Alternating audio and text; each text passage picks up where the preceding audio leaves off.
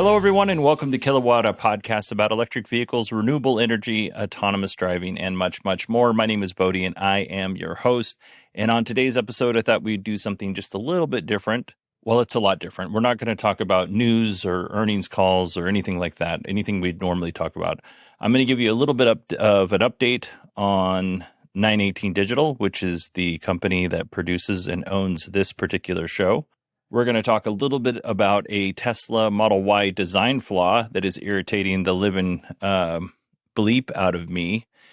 And then I'm going to give you some of my thoughts on the full self-driving trial. I got access to it maybe 10 days ago, and I know there's some others in the Kilowatt community who have also had access to it as well. So I thought now would be a good time to bring that up. So let's start with 918 Digital. When I first started 918 Digital, the plan was to have a network of shows. This was, more than 10 years ago when I registered the domain name. And I had friends who wanted to do podcasts, and they all had different ideas of what kind of podcasts they wanted to do. And in the end, like in many cases, when someone's like, hey, we should do a podcast, those friends decided it was too much work and they didn't want to be a part of it. But I kept 918 Digital around because I thought, well, maybe in the future I'll create a podcast of my own and maybe I'll create a couple. And then I started Kilowatt and I was like, you know what? 918 Digital owns Kilowatt.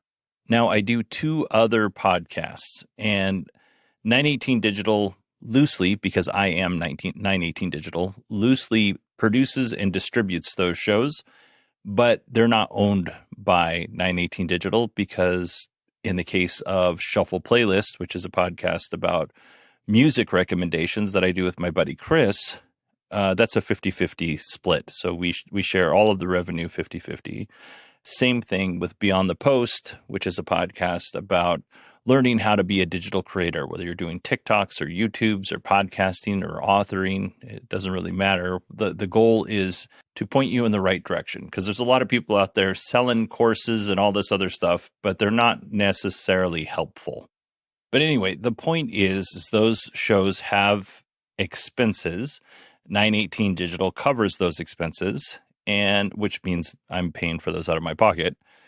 And one day, hopefully, they'll make enough money to pay for themselves. But I'm happy to cover the expense as we get up and going. Like Rob and I just finished season 1 of Beyond the Post. Chris and I just recorded season 2 of Shuffle Playlist. Neither one of those podcasts has made any money. So, but when it does, that money will flow back into 918 Digital. I mean, at least half of it will, because the other half will go to Chris and Rob. But that money will flow back into 918 Digital, and my goal is to grow all of my shows. So why am I telling you all this? Well, I complain a lot about being very busy. So I thought I would just kind of break down what it takes to make this show, and then what it takes to make the other shows. I'll start with Shuffle Playlist because that's the easiest one to make. Chris and I hang out for an afternoon and we record all the episodes. And then at some point in time, I have to go back and edit those episodes and then distribute them, which is to say, put them on Acast, which is our podcast host, and so it can go out to people. Our first season of Shuffle Playlist, we would put the actual song in. So if we made a recommendation like Korn and Slipknot did a cover of Sabotage, that was my recommendation.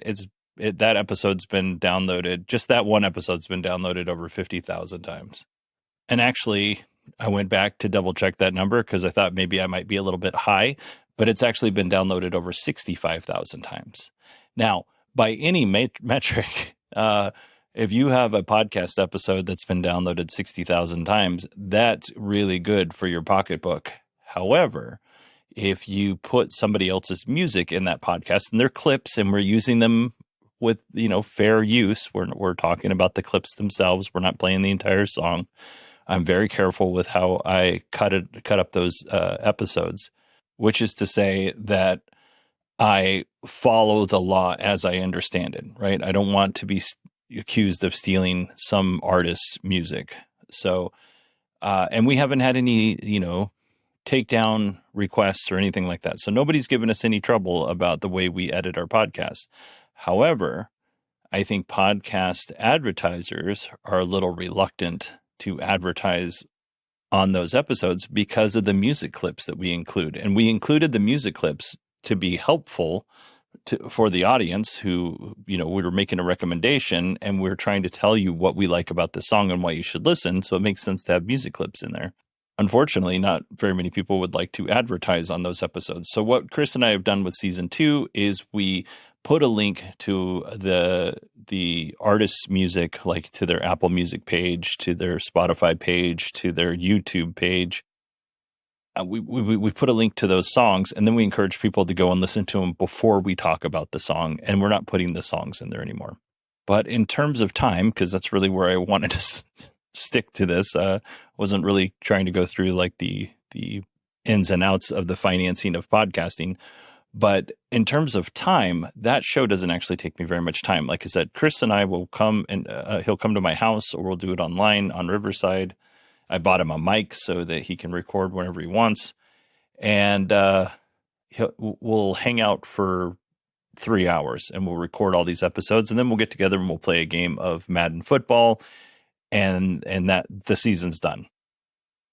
Then I have to go and edit those. So we've recorded season 2, but I haven't actually edited season 2 because I've been very busy.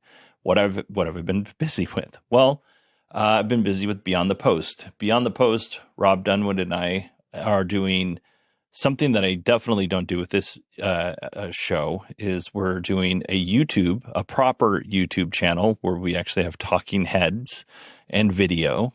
This show goes on YouTube, but it's just the audio version. There's no video version.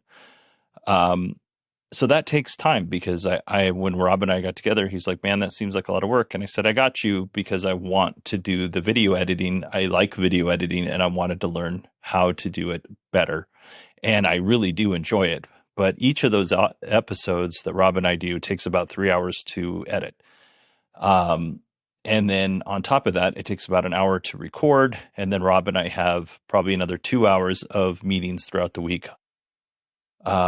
Just in general, just to keep touch and toss back and forth ideas and get each other's opinions. Rob's a great partner in the creator space. So is Chris. I'm not bashing on Chris, but Chris and my thing is more casual and not really meant to be a business.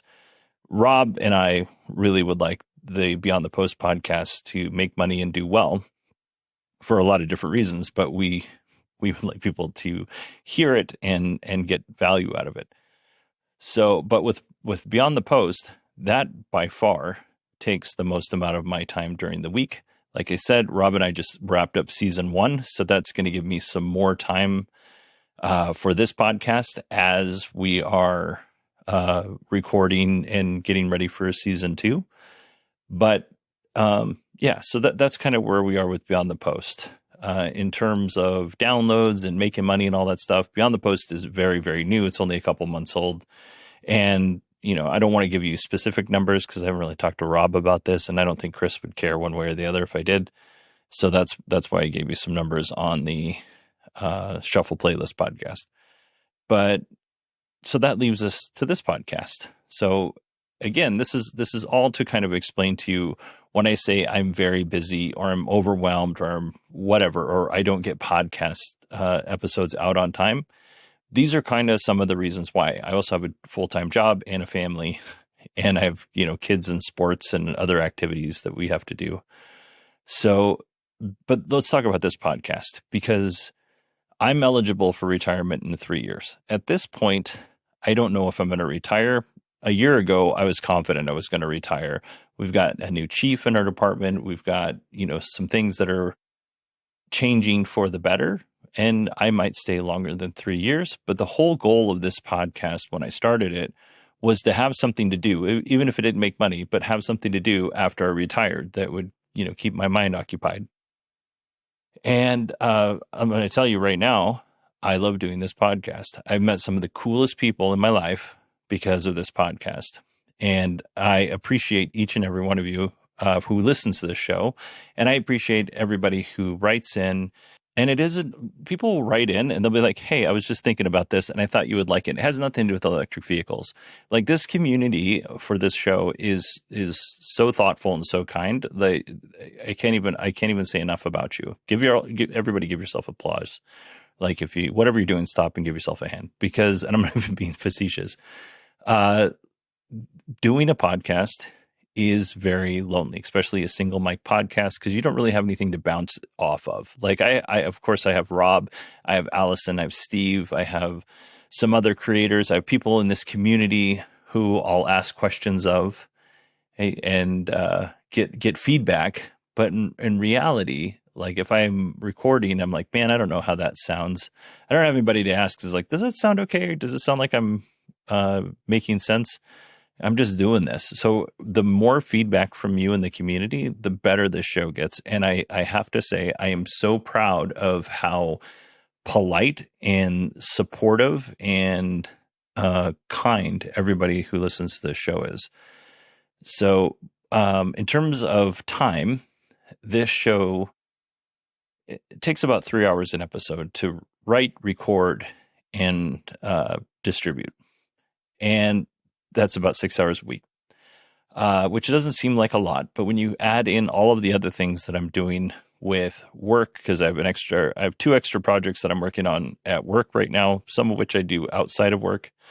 I have, the podcast that I'm doing with Rob, which takes several hours a week. I have my family.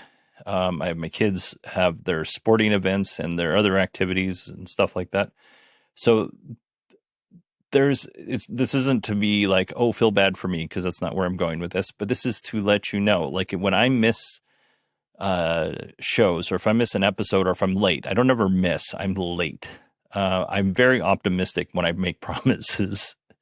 I just want you to know, like, it's not because I'm not prioritizing this show. It's because, things came up. And yeah, this show is doing really well. This is the most successful podcast I've ever been a part of. This kilowatt right here. I cannot even believe how well this show is doing. Monetarily, it's not. It's okay. It's not great. It brings in some money. It doesn't bring in a lot of money. It's not life-changing money, and it's not pay your bills money. But it does well enough to help pay for itself. And the Patreon, same thing. The Patreon comes in. I think you can look and see what the Patreon brings in. It's like $60 a month. It's not very much. But the ability to have the Patreon gives people like yourselves an ability to say, hey, I don't want ads. Okay, great. Maybe people don't care if they have ads or not, but they want to be a part of a community. I think that's what Patreon's most valuable, what it does the best is it provides community. And, you get the good feeling of supporting someone. Now, in this case, it happens to be me. And I'll just speak for myself here, but I contribute to other people's Patreons, and I do it because I want to support them. I don't do it because I want the rewards that you may or may not get. I don't do it because of the extra content, although Justin Robert Young's Politics podcast, I get the extra content for that. So I do enjoy that part. But, if he didn't ever give the extra episodes, I'd be okay with that. Like, I do it because I want to support what they're doing. And I would assume that many of you out there who are supporting this show are doing it because you want to support what I'm doing. So thank you. But the whole point to all of this is, again, if you're wondering why an episode is missed, or if you just don't understand why you can't keep deadlines or whatever, there's just a lot going on. And I wanted to take a moment and be transparent about that. All right. I think I beat that dead horse. So let's go ahead and move on to our next topic, which is what I don't like about my Model Y. So let me start by saying this. I'm usually always listening to a podcast or music. If I'm by myself, I don't like being in a quiet room. I crawl out of my skin. So I'm always listening to something. That could be an audiobook, a podcast, or music. And I have AirPods Pro. I love them. One of the best purchases I've ever made. I've had 2 pairs. in the time that they've been out. And last night, as I was coming home from Chris's show, I had them in my ears and I was like, oh, there's Apple Podcasts. And I wanted to listen to an episode of the SMR podcast, which again, Rod Simmons, Chris Ashley, and Rob Dunwood, they host that show. You should go watch it. They talk a lot about EVs on there. Anyway, I realized, I was like, oh, they have the Apple Podcast app on the Tesla. I'll listen to their podcast on the Tesla, and it'll be something new and neat for me because I almost never listen to anything on the car. And so I took my headphones off and I set them foolishly. I set them on a place where they could easily slide off, as well as my headphone case. I wasn't paying attention. I hadn't had anything to drink or anything like that. I was just spaced it out. It was late for me. It was 11 o'clock. So I'm listening to the podcast. I make a turn. Everything slides off onto the floor. I'm like, okay, well, I'll go and I'll figure out where everything landed after I get home. So I get home. I start looking for the aftermath. I find the charger and one of the headphones just on the driver's side mat. And I'm like, okay, that's cool. And the other headphone is in between the seat and the center console. And so I reach my hand back there and I can feel there's like a little bit of give in the carpet, and I can feel underneath that center console. And I was like, well, that's not good. I don't want to push too hard on this. So as I'm reaching back there, trying to grab this teeny tiny little AirPod, I pinch it, and it kind of, because the AirPods are slicked and they're kind of shaped like an egg, I pinch it and it just kind of slips through my fingers and drops. I hear it hit. It drops in underneath that center console. So I don't know if you know this, and I'm sure this is the case with the Model 3 too, but there's carpet in between, where your seat is and where the console is. So you have the rails that the seat, the seat goes forward and back on. And then there's a little bit of carpet, and there's nothing underneath that carpet. And there's even a hole cut as if they were planning on running wire up through that carpet at some point in time. It's there on purpose. That's where my headphone went. It went right in there and it fell, and I stuck my hand down there as much as I possibly could and, couldn't reach it. It was pretty far down there. So I was like, okay, I'm going to go to sleep. So I went to sleep, woke up the next morning, grabbed a magnet and stuck it down that hole to see if I couldn't, I was like, how much stuff could possibly be down there, So I grabbed a magnet and I'm kind of fishing it around. I can't find it. So I went to the store. I bought a more powerful magnet. Whether this is a good idea or not, I'm not sure. And I shove it down there and I'm trying to find that AirPod, and I couldn't find it. So spent all morning researching the best way to get this stupid AirPod out. One of the suggestions was to take the center console off and then just reach down and grab it, which is fine. But here's the thing. You have to unhook some connectors and things like that. And I don't want 3 years from now, Tesla to not warranty something because at some point in time, I unhooked a connector and they had they have that report that I unhooked that connector, and therefore they're not going to warranty my battery or whatever, pick some ridiculous item that costs tens of thousands of dollars. They're not going to warranty it. So removing the center console, not an option while it's under warranty anyway. So I went to AutoZone and I got one of those little inspector camera scope things, and I stuck that down there. I could actually see the AirPod. I have I've invested quite a bit of money in little things to actually pull this AirPod out. I have a little claw that I'm sticking down there, and I'm trying to do that. My wife's holding one thing and I'm holding the other, and we're trying to work together. I spent a ridiculous amount of time. Like my wife said, you know what, if you take your time and plus your salary, what you get paid an hour, you just could have bought a new pair of AirPods for the amount of time you're spending on this. But around 4:30, I gave up the ghost and I went to Best Buy and bought a new set of AirPods. But I want to know, has anybody else experienced this? If you have, email me. It's Bodie, BODIE @918digital.com. because I genuinely don't know what Tesla was thinking. You are definitely going to drop items between your seat like that. Why would they put something in there where stuff can just fall through? That seems like a big design flaw. But yeah. Long story short, I'm out $250, which I didn't want to be. It's really hard to make that purchase today. It was really irritating. Anyway, so I'm thinking about when I have a little bit more time, 3D printing a little tray that will go in between the seat and that console. So in the future, if I drop something down there, it'll fall into that tray instead of falling directly into the abyss. Yeah. All right.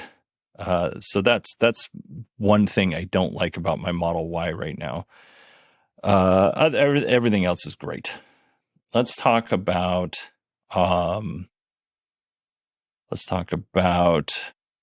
full self-driving. And I got to pull up my notes here, so give me just a second here. All right. So I've got my notes. Let me share the screen with my Logic Pro. I'm sure this is great podcasting. Okay. So obviously I can't take notes while I'm driving. So what I did was ChatGPT, the mobile app, has this feature where you can just talk to it. And I use this thing all the time to just kind of flush out ideas or just run through different scenarios. It's really, really helpful because you talk to ChatGPT, it talks back to you. At the very end of it, I say, hey, can you make me a summary of everything that we talked about? And it says, sure, and it makes a summary. So that's what I did with my full self-driving concerns. So I'm going to say most of the time, full self-driving was great. No issues or very little issues, right? It was pretty good, but way better than a new driver, right? In most cases, not in every case, but in most cases. So the first time that I did the full self-driving was at work. We have a gate that we park behind. So I get in the car, it updated while I was at work. So I get in the car, I hit full self-driving, and it drives through the parking lot, waits at the gate. And I was like, what is it going to do? Is it going to think it's a wall? Does it think it's a gate? It hesitated at the gate. And as soon as it could safely pull through, it did. It did a really good job. And again, I'm going to highlight the negatives, but in most cases, it does a pretty good job. Here's where it doesn't do such a great job. The route selection that it made to take me home drove me through a neighborhood that it didn't need to. Like, it literally could have made a right and another right onto the main road and taken me to the freeway. But instead, it drove me around the neighborhood that the fire station's in for a little bit. And then once it decided it was ready to get on the road, it kind of got on the wrong road, but eventually figured itself out.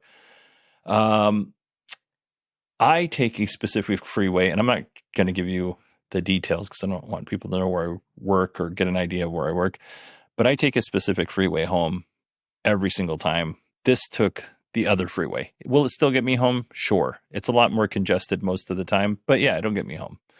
So it decided to take me on a different route than I normally go on. And even more than that, it had an opportunity to transfer over to another freeway, which would have got me home faster. And it didn't do that either. It took me on a very, very long route. It took me probably an extra 15 minutes to get home based on the route that it took. So not great in terms of route selection. Now, when I did this, I did not have an opportunity to choose which route I wanted. It might have asked me, or it might have come up when it was first starting, but I didn't recognize that that's what it was doing. So it either did ask me which route I wanted to take, and I didn't do it because I was still trying to learn how the system worked, or it just didn't ask, and it just took the route that it thought it should take. Anyway, so on that first drive, It drives me through the neighborhood.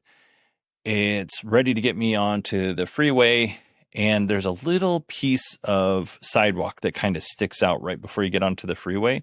It's almost like they wanted to have a driveway into this specific property, but then they decided not to put a driveway in there. So the sidewalk goes straight and it makes a little curve into the road and then just kind of like curves onto the on-ramp. It's kind of a weird deal. Anyway, this little piece that sticks out, I was afraid that the car was going to hit it and I didn't want to do any damage to my wheels. So I took over for the car at that point and made that turn because I wasn't comfortable with it. And also, by the way, I should say that I set the car to chill mode. Initially, at one point in time, I had it set to aggressive, but I went in and I set it to chill. I can't remember if it was during this ride or at some other point in time, but now it's on chill mode, just so everybody's aware what we're working with here. Now, I get on the freeway. It does fine on the freeway. There's a lot of, it's pretty busy, but it's not rush hour traffic busy like it normally is. It's doing some funny things with choosing a different lane. Like it wants to be in a certain lane and then it wants to be in the lane next to it. And then it wants to be back in that certain lane. So that was kind of weird. At one point in time, it got into the HOV lane. And it turned the blinker on several times to get into the lane to the right. But it didn't, it never moved. Like it thought about it. There were no cars that would impede it from moving into that right lane. It just made a couple of like attempts like that, but the blinker came on, but the car never went into that lane. I don't know what it was concerned about, to be honest with you, but it was very indecisive in terms of lane changes. Now, I will say that you have to drive through a tunnel at one point on this route. So I went ahead and was like, okay, well, we're in the tunnel. There's no sunlight in the tunnel, obviously. So I'll hit the blinker and see if it'll move into the right lane now. And it did. So I don't know if the way that the sun was hitting the road or the sun was hitting the cameras or the sun was hitting the cars around me, which there wasn't really any, if that was making it so that it didn't want to make that right turn into that, not right turn, that lane change to the right. I genuinely have no idea why I didn't want to do that. Shadows still a problem. Like even before I had my car, everybody would talk about like the phantom braking with the shadows. That definitely happened. Construction zones, had a little bit of hard time with the construction zone. I won't say that it did awful. This is construction on the freeway, but there were some things that were like, ooh, I don't like being in the lane that I'm in currently because it makes more sense to be in the lane to the left and maybe not the lane to the right based on the way that the construction's, set up. But it did fine. I just wasn't really happy with what lane it chose to be in based on all the factors, the cars, where the cones were, all that stuff. It would have been a lot easier if we were in the left lane. But I was trying to let the car do its thing. I didn't want to interrupt it by too much. The goal was to get home without an interruption, and I already have one. So now the car's ready to get off the freeway. By the way, we're nowhere nearby my house. There's a much closer exit to where my house is. But now we're ready to get off the freeway. And you have the freeway, you have the off ramp, and in between the freeway and the off ramp is this thing called the gore point. And it looks like a triangle in between the freeway and the off ramp. That's called the gore point. You don't want to stop on the gore point because it's called the gore point for a reason. Anyway, when it gets to the gore point, it's like driving in the middle of the gore point. The car is it's kind of shaking because it wants to go right, but it's not sure if it wants to go left. There are cars behind me. They're on my right side. There are cars behind me on my left side. So I ended up just taking over and moving back onto the freeway and then manually driving the car to the next off ramp. And then I let the car take over from there. That was not a comfortable feeling because it slowed down to like 45 miles an hour. Keep in mind, not a super busy traffic day, but also there were there were people on the road and they didn't want to go 45 miles an hour or watch me drive through the gore point like a moron. So that was a little upsetting to me. Um, there were some abrupt braking scenarios, like it would just kind of it it would be like a yellow light, and all of a sudden it would decide, okay, well now I'm going to brake, and I'm going to brake really hard, which was uncomfortable. But it didn't do that too many times.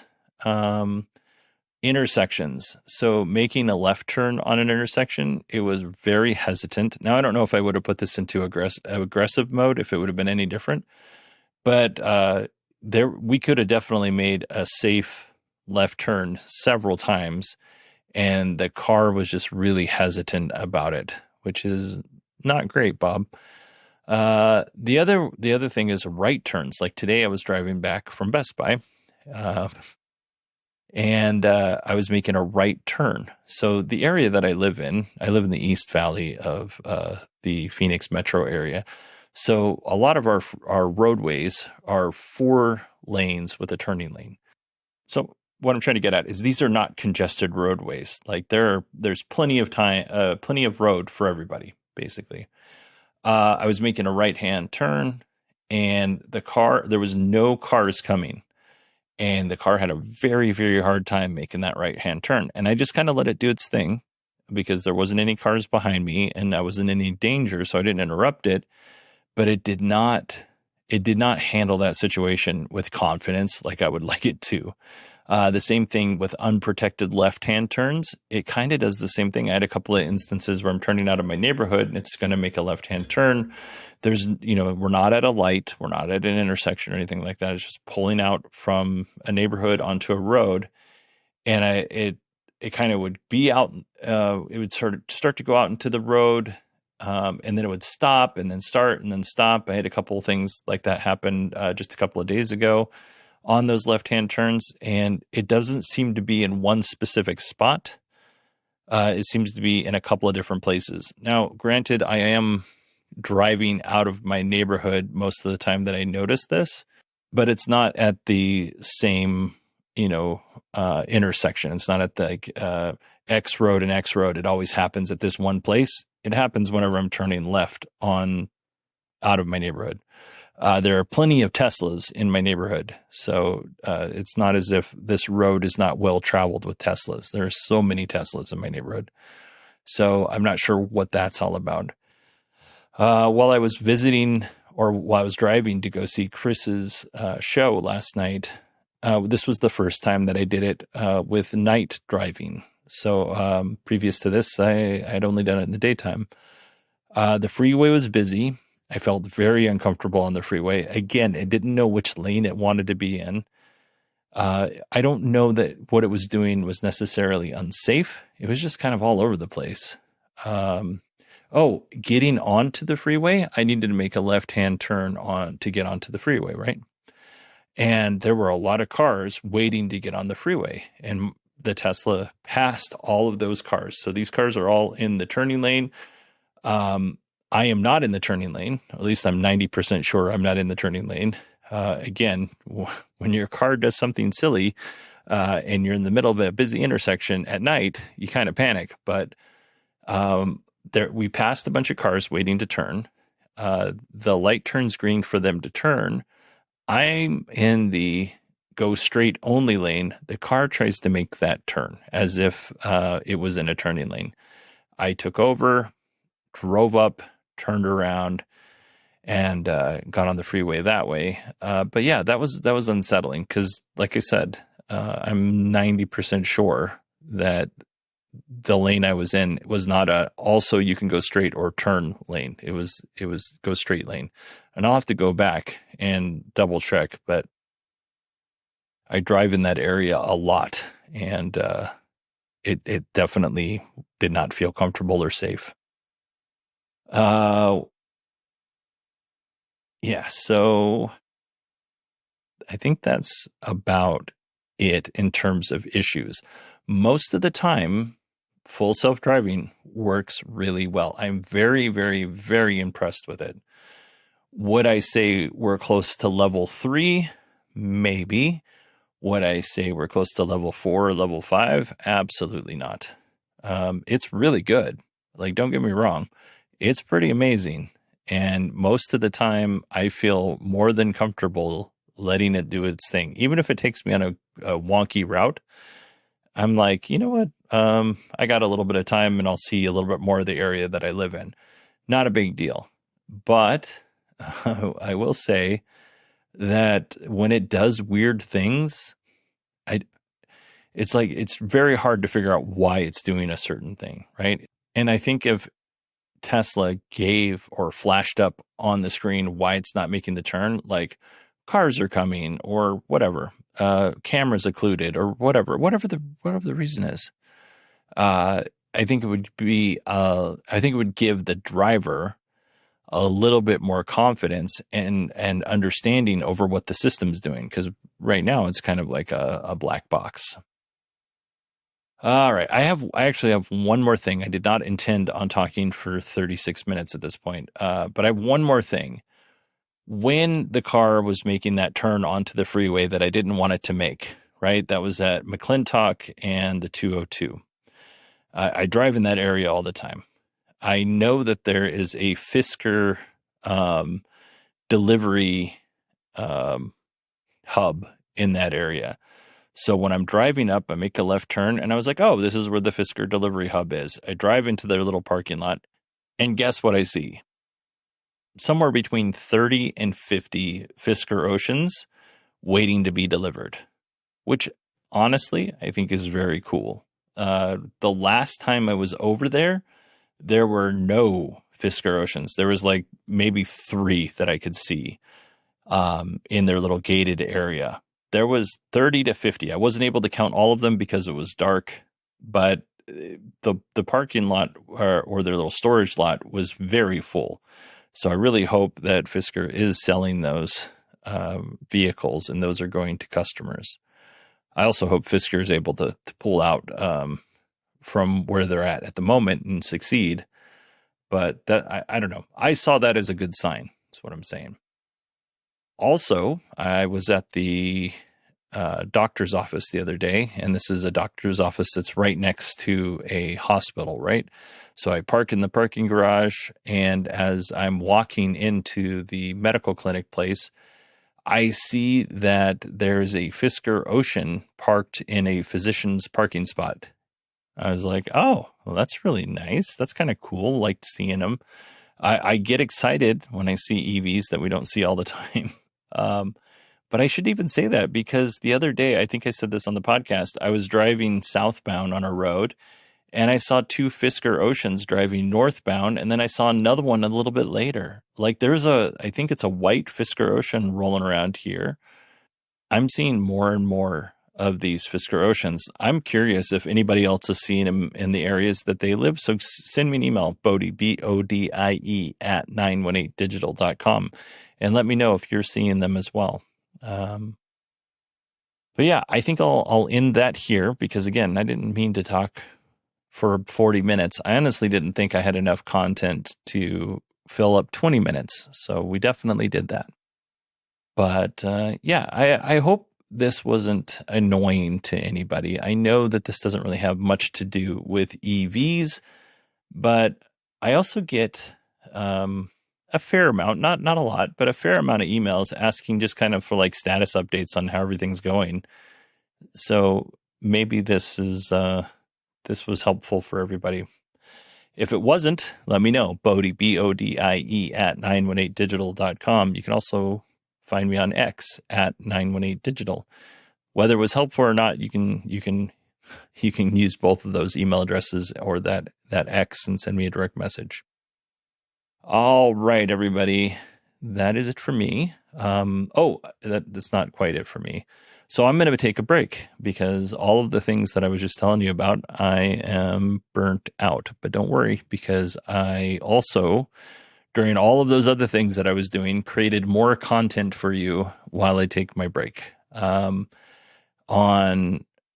Let's see, This is going to go out on Monday morning. So on Wednesday, we'll have our last news episode before the break. And then on Friday, we're going to do Rivian's earnings call. And the reason why we're doing it that way is because I've already written on Wednesday's show. And that gives me a little bit of time to get the Rivian episode out because I haven't edited or cut that down at all. And then on Tuesday, that next Tuesday, we will talk to the folks from Tello Trucks, and that's TELO Trucks. So that will be Tuesday the 28th. On Friday the 31st, we will talk to Glenn Rubin again about his off-road adventures. I mentioned this not too long ago. And then on the 4th of June, that episode will be Allison and Steve Sheridan, as well as Pat Dangler. Pat had an issue with her wall connector. All three of them sit down and they discuss what the actual issue was, how Tesla handled it, and what the resolution was. Now, if you don't want to wait for that episode to come out, I have good news for you. Allison recorded that and also put it on her podcast, the Nosilla podcast.